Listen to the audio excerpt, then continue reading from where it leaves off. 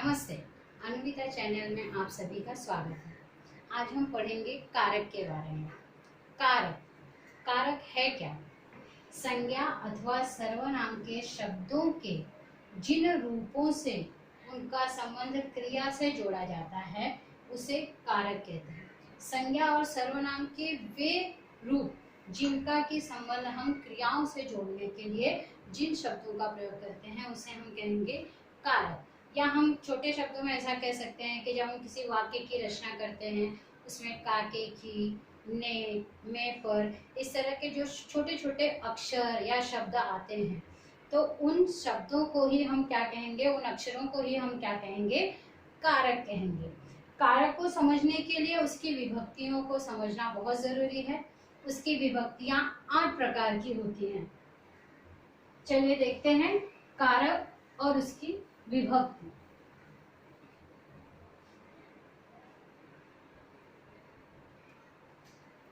कारक,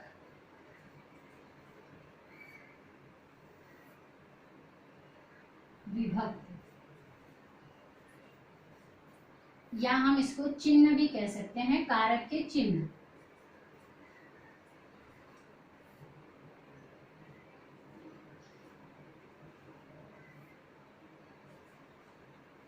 कारक और उसकी विभक्ति अर्थात उसके चिन्ह। पहला है कर्ता कारक। कर्ता की विभक्ति है ने, कर्म को करण से संबंध का, के, की, अधिकरण में, पर। कर्ता ने कर्म को करण से संप्रदान,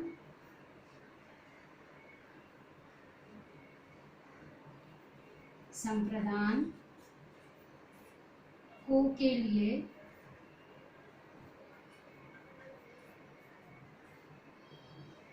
अपादान से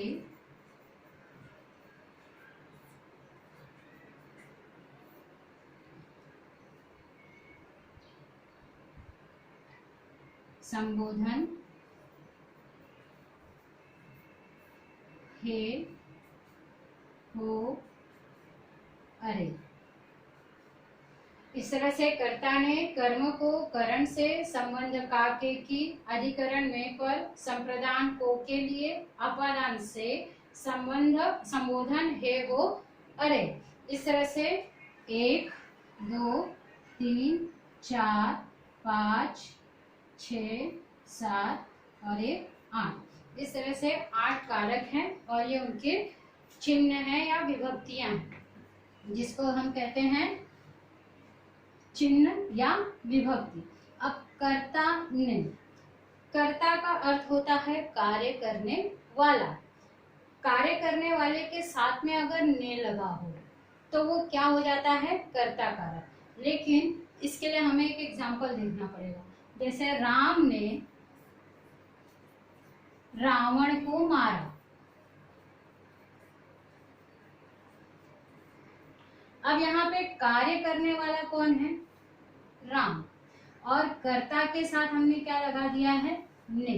सिर्फ यही इसकी पहचान नहीं है, इसके साथ साथ हमें ये भी ध्यान रखना है कि कर्ता कारक में हमेशा जो ने है ज्यादातर भूतकाल में लगता है।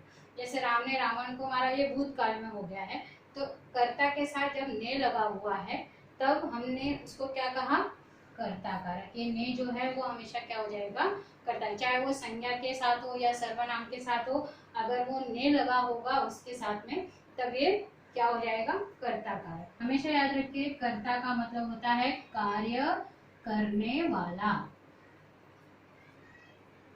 कार्य करने वाला, कार्य करने वाले के साथ अगर ने लगा हुआ है, कर्ता के साथ ने लगा हुआ है तो वो कर्ता कारक। कर्म, कर्म का मतलब होता है क्रिया। यानी अगर मैंने कहा राम ने, इसी वाक्य में मैं बताती हूँ आपको, राम ने रावण को मारा, यहाँ पर हम देख रहे हैं दो संज्ञाएं हैं और इस दूसरी संज्ञा का प्रभाव सीधे सीधे क्रिया के साथ हो रहा है, और यहाँ पर जब क्रिया के साथ इसका सीधा सीधा प्रभाव पड़ता है तब ये जो को है यानी क्रिया के साथ जो प्रभाव पड़ रहा है उसको ये को व्यक्त कर रहा है। तो इसका मतलब क्या हो गया, ये को यहाँ पर जो है वो कर्म कारक के रूप में प्रयोग किया गया है। दूसरी शब्द यानी जो हमारा दूसरा संज्ञा है उसका सीधा सीधा प्रभाव क्रिया से ही शब्द द्वारा पड़ रहा है, इसीलिए यहाँ पर को हमने क्या कहा, कर्म कारक कहा। अब आगे चलते हैं, करण कारक। अब यहाँ पर हम देखेंगे करण का भी जो चिन्ह है वो से है और यहाँ अपादान का भी जो चिन्ह है वो से है। तो करण का मतलब होता है साधन, ये हमेशा हमको याद रखना है। करण का मतलब है साधन। अगर किसी साधन के साथ में से लगा हुआ है तो वो क्या हो जाएगा, करण कारक हो जाएगा। लेकिन अगर कहीं अलगाव के लिए हम से लगाते हैं तो वो क्या हो जाएगा, अपादान कारक, अलगाव। वो हम जब आगे देखेंगे तब मैं बताऊंगी। अब यहाँ पर देखते हैं करण कारक साधन के लिए, जैसे शिक्षिका ने चौक से लिखा। हम ऐसे भी कह सकते थे शिक्षिका ने लिखा, लेकिन शिक्षिका ने किस साधन का उपयोग किया लिखने के लिए, चौक का उपयोग किया। तो यहाँ पर चौक ये क्या हो जाएगा, एक तरह का साधन हो जाएगा। उस साधन के साथ अगर हमने से लगा दिया तो ये से क्या हो जाएगा, हमारा करण कारक हो जाएगा। उसी तरह से जैसे पिताजी ने चाकू से आम काटे। अब यहाँ पर चाकू क्या है, एक तरह का साधन है। उस साधन के साथ में हमने अगर से लगा दिया तो ये कौन सा कारक हो गया, करण कारक। ये आपको ध्यान में रखना है कि ये जो से है करण कारक का से, वो किसी साधन के साथ लगा होगा तो वो करण कारक हो जाएगा। अब हम चलते हैं संबंध कारक की तरफ। संबंध कारक जो है इसको पहचानने के एकदम सिंपल सा आसान तरीका है। संज्ञा या सर्वनाम के तुरंत बाद अगर हम लोग का के की लगा देते हैं, या एक संज्ञा का दूसरी संज्ञा के साथ संबंध बताने के लिए, एक संज्ञा का दूसरे सर्वनाम के साथ संबंध बताने के लिए हम संबंध कारक का उपयोग करते हैं। सिर्फ इतना ध्यान रखिए कि संज्ञा या सर्वनाम के तुरंत बाद अगर का के की आ जाता है तो वो क्या हो जाएगा, संबंध कारक हो जाएगा। इसका एक एग्जाम्पल मैं यहाँ पर दूंगी, जैसे रीता सीता की बहन है। अब रीता सीता का संबंध की शब्द से बताया गया है, तो ये की शब्द क्या हो गया, संबंध कारक हो गया। और एक चीज, जैसा मैंने बताया संज्ञा या सर्वनाम के तुरंत बाद, यहाँ पे देख रहे हैं आप सीता है, सीता एक संज्ञा है, संज्ञा के तुरंत बाद हमने क्या लिख दिया है, की लिख दिया है। तो संज्ञा या सर्वनाम के तुरंत बाद अगर का के की आता है तो वो क्या हो जाएगा, संबंध कारक हो जाएगा। अब आ जाते हैं अधिकरण में और पर। अधिकरण पर अधिकरण कारक की जो पहचान है वो क्या है, में और पर। ये आधार देने, क्रिया को आधार देने का कार्य करता है। जैसे पुस्तक मेज पर रखी है, ये क्या कर रहा है, आधार देने का कार्य कर रहा है।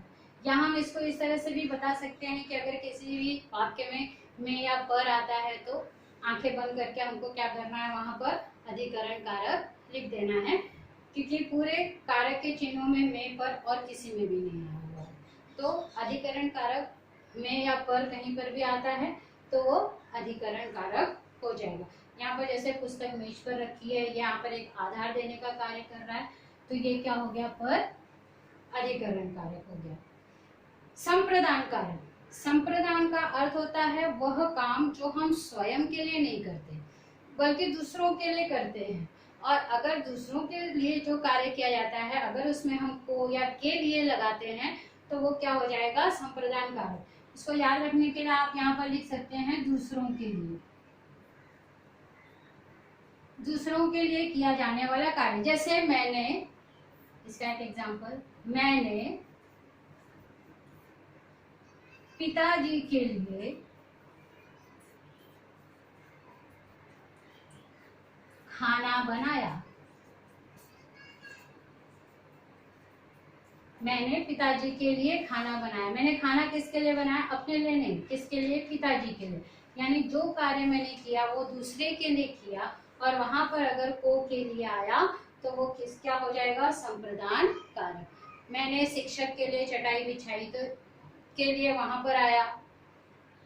तो इस तरह के जो वाक्य होंगे उनमें अगर को के लिए आता है तो वो क्या हो जाएगा, संप्रदान कारक हो जाएगा। अब यहाँ पर आ जाते हैं अपादान। अपादान का अर्थ मैंने आपको बताया, अलगाव के लिए। अगर कोई व्यक्ति एक स्थान से दूसरे स्थान पर जाता है, एक स्थान का दूसरे स्थान से अलगाव, एक वस्तु का दूसरी वस्तु से अलगाव जो है वो अपादान कारक कहलाएगा। और अगर उसमें हमने से का प्रयोग किया तब, जैसे कि पिताजी, अपादान कारक, पिताजी घर से गए। अब यहाँ पर पिताजी और घर क्या हो गए, दोनों अलग हो गए। और अलगाव के लिए जब हमने से का प्रयोग किया तो वहां पर क्या हो जाएगा, अपादान कारक। जैसे पेड़ से पत्ते गिरे। अब पेड़ और पत्ते क्या हो गए, दोनों अलग हो गए। यहाँ पर अलगाव के लिए हमने से का प्रयोग किया तो यहाँ पर ये कौन सा कारक हो जाएगा, अपादान कारक हो जाएगा। अब यहाँ पर आगे चलते हैं संबोधन। संबोधन का मतलब होता है अपने मन के भाव।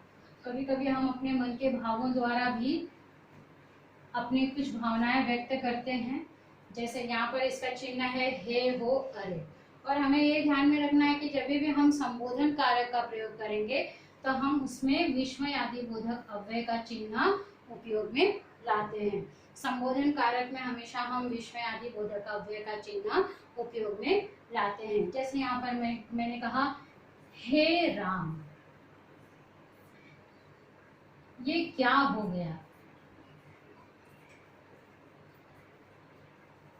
हे राम, ये क्या हो गया। तो यहाँ पर ये जो हे है, हे, हो, अरे, इसमें से हम कोई भी वर्ड ले सकते हैं। हे राम, ये क्या हो गया। इसके बाद हम देख रहे हैं कि यहाँ पे विस्मय आदि बोधक अव्यय का चिन्ह आया है। तो ये हे जो है वो किसके लिए प्रयोग किया गया है, संबोधन के लिए। यानी हे राम इस शब्द द्वारा हम अपने मन की भावनाओं को व्यक्त कर रहे हैं। तो ये हे जो है यहाँ पर संबोधन कारक कहलाएगा। जरूरी नहीं है कि हे के बाद कोई शब्द ही यूज किया जाए। कभी कभी ऐसा हो सकता है कि अरे कितना बड़ा सांप है।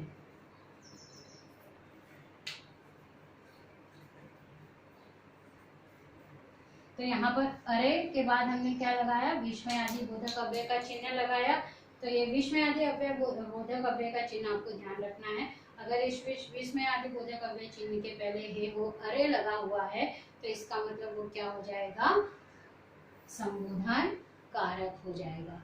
तो इस तरह से हमने कारक के 8 प्रकार देखे।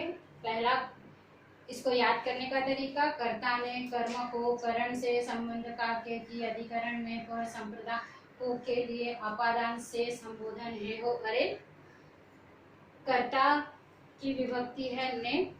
कर्ता का अर्थ है कार्य करने वाला। कार्य करने वाले के साथ अगर ने लगा हुआ है तो वो कर्ता कारक, कर्म कारक। और ये ने जो है ज्यादातर भूतकाल के वाक्यों में लगा होता है। कर्म को जिसमें दूसरे संज्ञा की जो सीधी तरह से उसका जो रिलेशन है वो क्रिया पर पड़ता है, वहां पर अगर को का प्रयोग किया गया है तो वो कर्म कारक होगा। करण, किसी साधन के साथ में अगर हम से का प्रयोग कर रहे हैं तो वो करण कारक हो जाएगा। संबंध, संज्ञा या सर्वनाम के तुरंत बाद अगर का के की आता है तो वो संबंध कारक हो जाएगा। अधिकरण में पर, किसी भी वाक्य में या पर आया और वो आधार देने का कार्य कर रहा है क्रिया को, तो वहां पर अधिकरण कारक हो जाएगा। संप्रदान, संप्रदान को के लिए, संप्रदान का अर्थ है वह काम जो हम स्वयं के लिए नहीं करते, दूसरों के लिए करते हैं, और उस वाक्य में अगर को के लिए आता है तो वो क्या हो जाएगा, संप्रदान कारक। आपादान, अपादान का मतलब होता है अलगाव, अलगाव के लिए अगर से का प्रयोग किया गया है तो वहां पर क्या हो जाएगा, अपादान कारक हो जाएगा। संबोधन कारक में सिर्फ हमें विस्मयादि बोधक अव्यय चिन्ह को याद रखना है। विस्मयादि बोधक अव्यय चिन्ह के पहले अगर हे हो अरे रा रे री आ जाता है तो वो क्या हो जाएगा, संबोधन कारक। तो इस तरह से हमने कारकों के बारे में पढ़ा। अगर आपको मेरा ये वीडियो पसंद आता है, इसको लाइक कीजिए, शेयर कीजिए और सब्सक्राइब कीजिए, जिससे कि मैं अपना दूसरा वीडियो आपके पास फटाफट पहुंचा सकूं। तब तक के लिए धन्यवाद।